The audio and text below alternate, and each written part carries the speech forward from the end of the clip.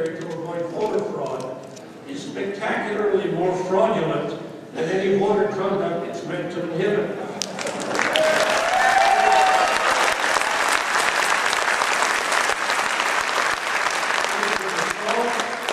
Rooted in a desire for partisan gain on the most basic right of a citizen in a democracy, the right to have his or her vote counted. It is a thuggish, disgraceful, and shameful act that we're witnessing.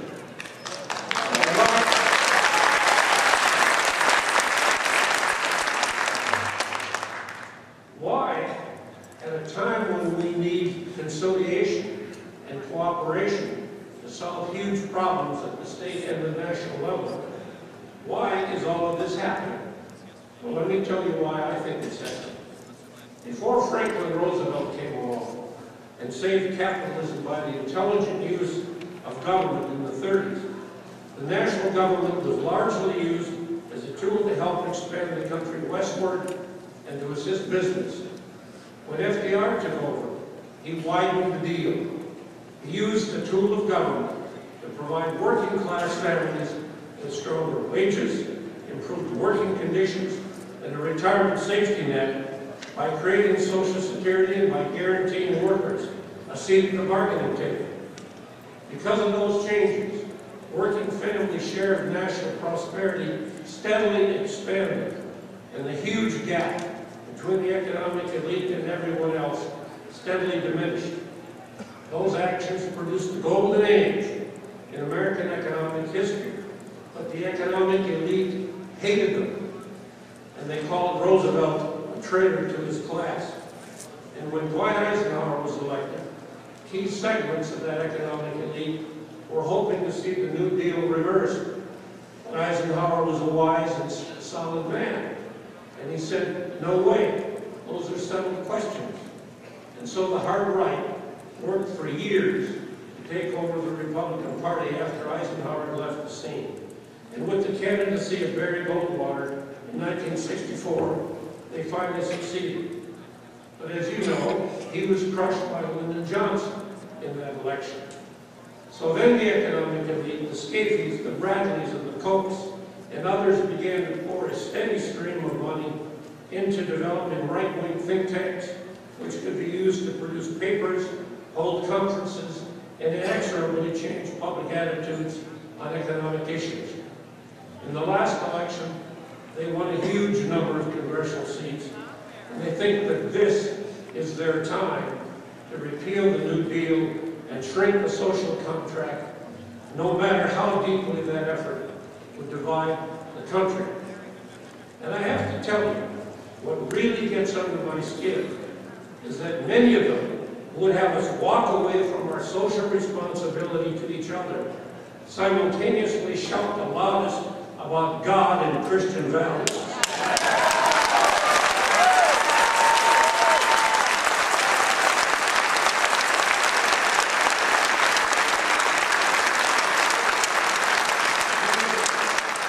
Many of those right-wing religious tub-thumpers are enthusiastically supporting the most anti-Christian economic policy since the era of the Rock.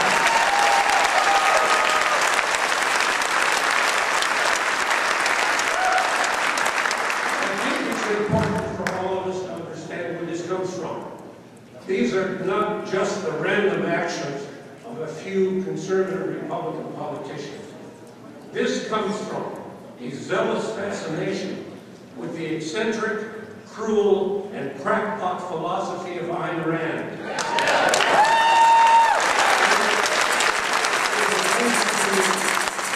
It should be to you that Wisconsin's own Paul Ryan and our new Senator Ron Johnson have publicly embraced Rand as their philosophical patron saint. YouTube has put together a piece on Ryan's worship of Rand that puts everything in perspective. And I want to walk through with you tonight what was on that piece. Listen to Ryan's own words about Ayn Rand. This is what Ryan said in that piece. Ayn Rand, more than anyone else, did a fantastic job explaining the morality of capitalism, the morality of individualism, If Ayn Rand were here today, she would do a great job of showing us just how wrong what government is doing is. It's that kind of thinking that is sorely needed right now.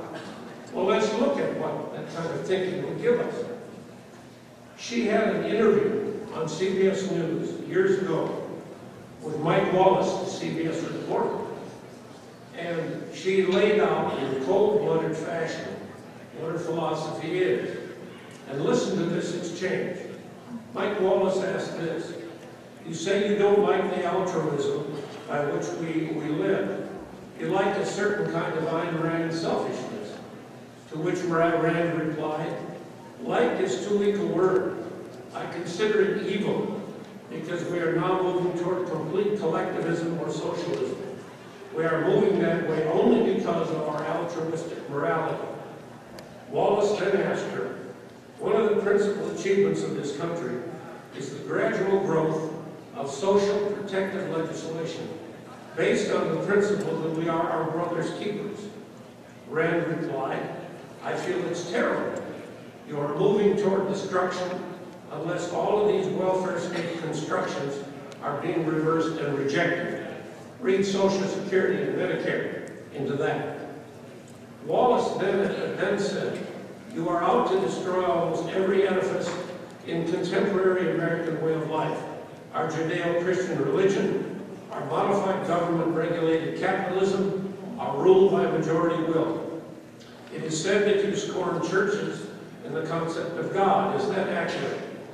Rand's reply, yes. Wallace then asked, Christ and every moral leader has told us we should love one another. Why then is this kind of love in your mind immoral? And Rand replied, it is immoral if it is love placed above oneself.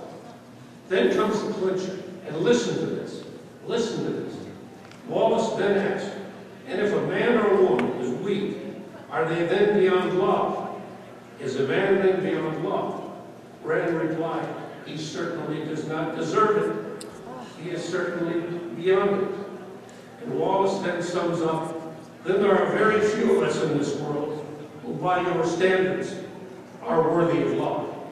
And Rand replied, unfortunately, yes, very few.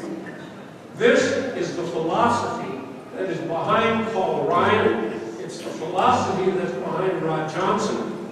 And it's the philosophy reflected in the budget actions of Governor Walker. Is it any wonder that politicians who swoon over the beauty of that kind of philosophical drivel have no problem with their own conscience when they try to scale back unemployment compensation or slash education funding for poor and middle-class kids, or do not even flinch at the thought of throwing poor kids off Medicaid or poor seniors out of nursing homes. Do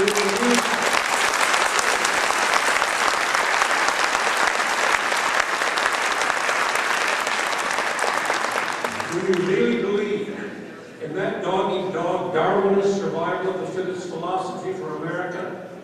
Or do we really believe indeed that we are our brother's keeper? Make no mistake, we're not just engaged in an academic debate about the economy. We are engaged in a moral struggle, the outcome of which will have a profound consequence for real living people.